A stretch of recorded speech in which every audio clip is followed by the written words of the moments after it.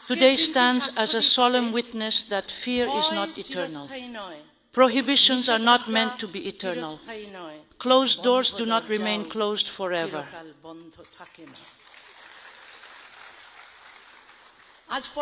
Today is the very first day of August. August is the month of my birth. August is the month of my long exile. From today, August is the month of my long-awaited return. On the 8th of August in the year 1994, the then government forced me to leave my beloved Bangladesh.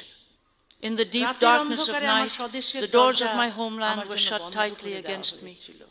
Since then, one government after another has come and gone, but that door has never once reopened. In just 7 days, it will be 32 long years since my exile first began. The time I have spent outside my homeland has already surpassed the time I spent within it. The state removed me from the country, but it could never remove the country from within my heart. My homeland, which I carry with me everywhere, is in the Bengali language, a homeland I have taken from one end of the world to the other. I was born in one Bengal, and in another Bengal, I found the home I had previously lost. In the end, for a Bengali writer, there was not even a small home left in either Bengal. Europe has given me citizenship, security, and shelter. I am deeply grateful for that. But citizenship and belonging are not the same thing. One can find a safe house, but a true home is built with language, memory, culture, and the love of people. My relationship with West Bengal is not new. In the 1970s, sitting in Mymensingh, I read Kolkata's literature, listened to its songs, and heard plays on the radio. Before I ever saw it in reality, I discovered Kolkata through books, melodies, and the voices of people. In 1978, as a teenager, I started editing a poetry magazine called Sejuti. Poems would arrive by post from West Bengal.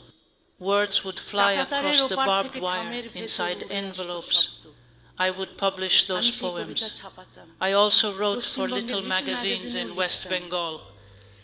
When politics divided Bengal, poetry built a bridge between the two. In the late 1980s, I began to visit Kolkata. Since the 1990s, my books have been published here. I have never felt that Bengal is divided into this side and that side. Barbed wire can divide land, but it cannot divide language. Searching for a homeland on the path of exile, after a decade, I found a home in Kolkata. Here, I was happy and at peace. I was creative. My book, Dvikhondito, was banned. The Kolkata High Court lifted that ban. Yet, on November 22nd, 2007, the West Bengal government forced me to leave Kolkata. I had committed no crime. No court sentenced me to exile. Yet I had to pay the price for threats from fundamentalists, losing my home, my city, my readers, and my normal life. I had not committed any crime in my own country either. Still, my country, Bangladesh, punished me. 32 years ago, it exiled me. 32 long, difficult years. What was my fault? What was my crime? Why was I treated this way? Why was I forced to live as a stranger in foreign lands? I only wanted to speak my truth. I only wanted to live in my own home. But the doors remain closed. The silence remains heavy. And the years continue to pass by. I am still waiting for the day when the doors will open again. I am still waiting for the day when I can finally go home.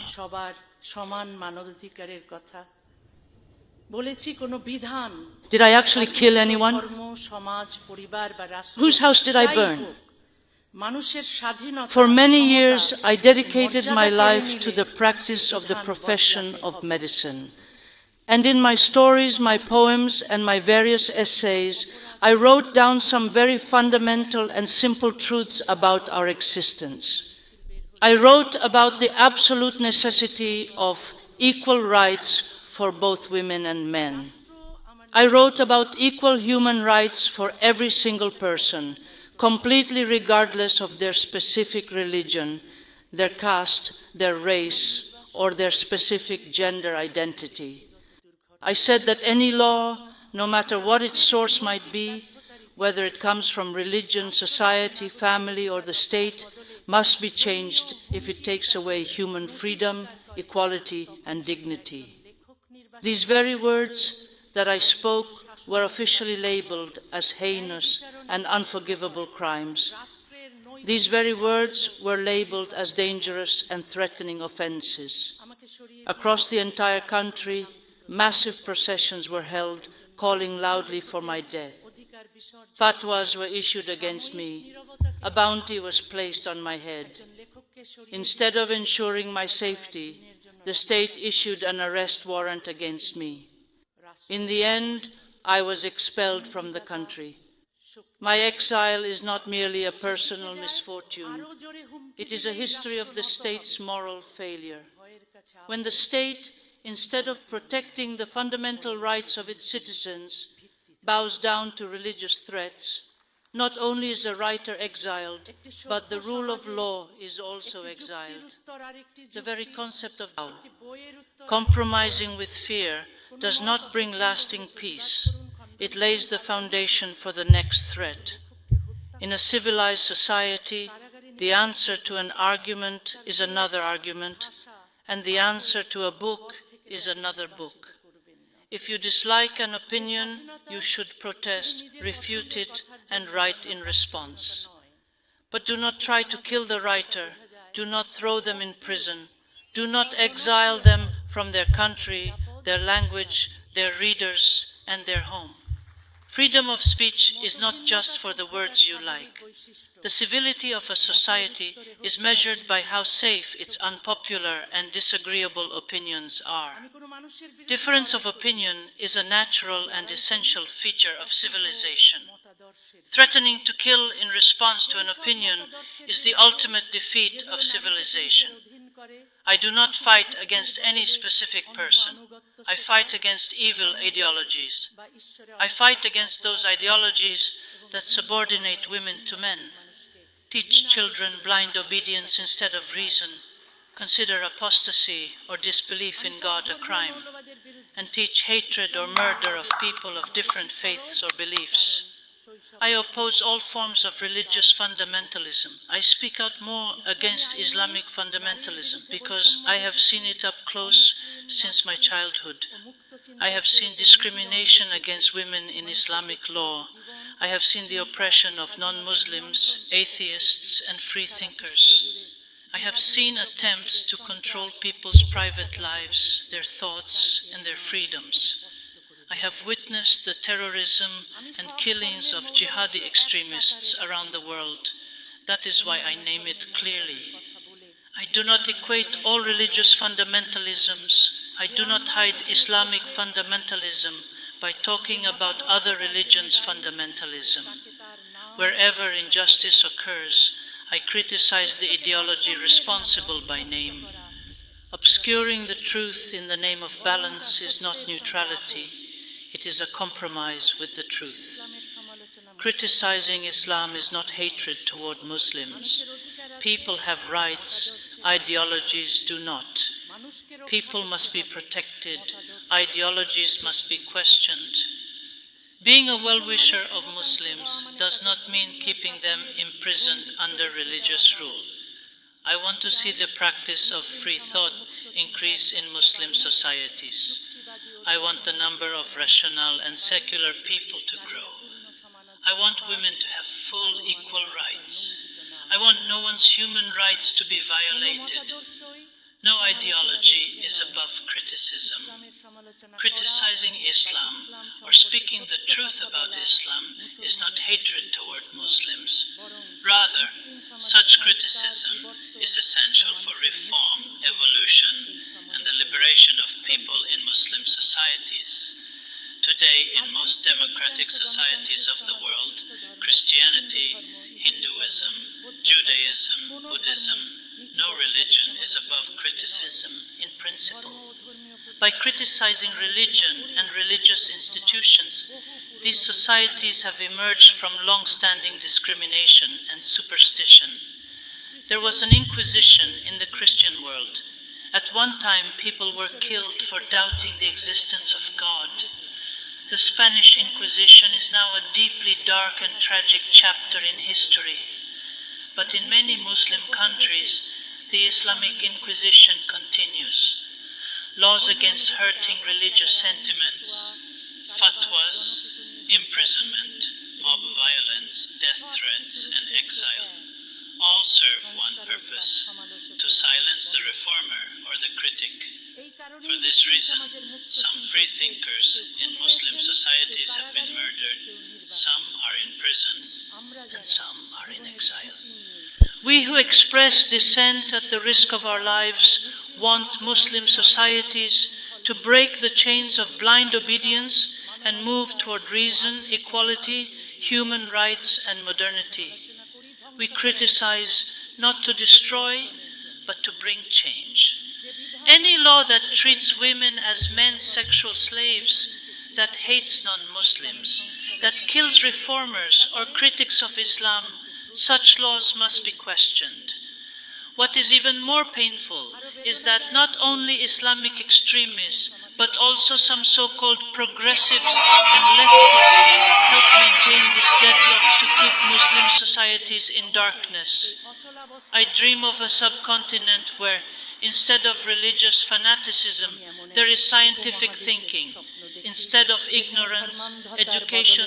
Instead of barbarism, humanity, and instead of backwardness, modernity. Fundamentalism, ignorance, hatred, and violence spread like wildfire, and wildfires do not respect borders. In 1947, the partition of the subcontinent on religious grounds caused a terrible disaster. No more partitions in the name of religion, no more bloodshed, no more exiles.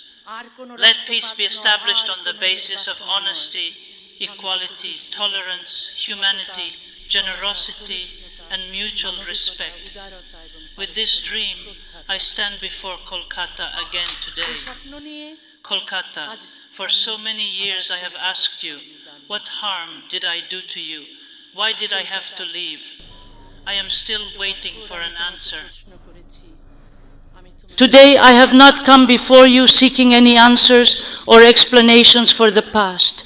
Today I have come only to say, with a full heart, that I have finally returned to where I belong. There are heavy tears in my eyes and a lingering sense of resentment in my heart for the time lost.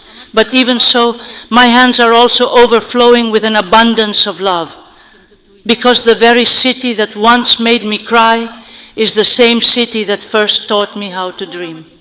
The city that I was forced to leave behind so long ago is the very same city I have dreamed of returning to every single night throughout all these years. I know deep down that no one can ever give me back those 19 long years that vanished between my leaving and this returning. But the open door I see before me today proves that while injustice can be incredibly long-lasting, it is never, ever permanent.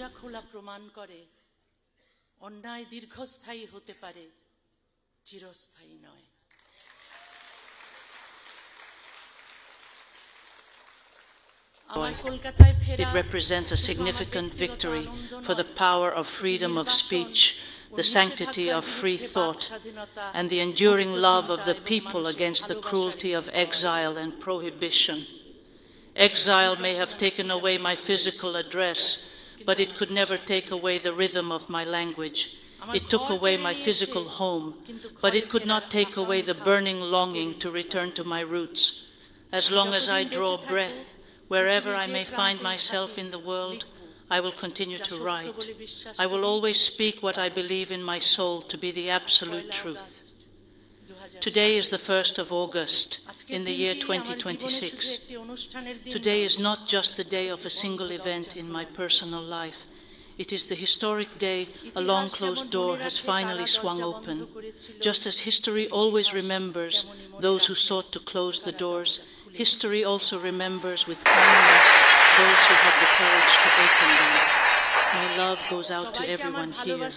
My deepest, most sincere gratitude to every one of you. Thank you, West Bengal. Thank you from the bottom of my heart, Kolkata. Today you have not only allowed me to return to the streets of your beautiful city, you have effectively returned me to my lost life. Today, once again, I can say with certainty that in the end it is not the lines on a map, but the boundless love of the people that truly defines my country.